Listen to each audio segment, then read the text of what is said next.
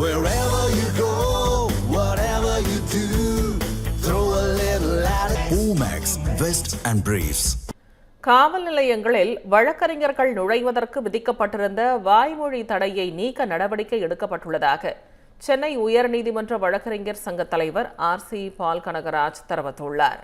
இதுகுறித்து சென்னை உயர்நீதிமன்ற வளாகத்தில் செய்தியாளர்களிடம் அவர் பேசிய காட்சிகளை பார்க்கலாம்.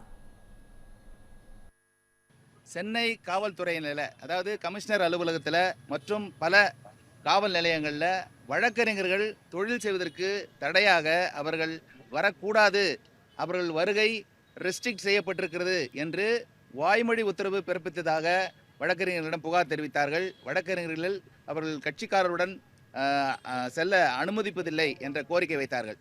இதை பரிசீலனை செய்து மாண்புமிகு தலைமை நீதிபதி அவர்களை நாங்கள் தேர்ந்தெடுக்கப்பட்ட மறுதினமே அவரிடம் சென்று முறையிட்டோம். அவர் உரிய நடவடிக்கை எடுப்போம் என்று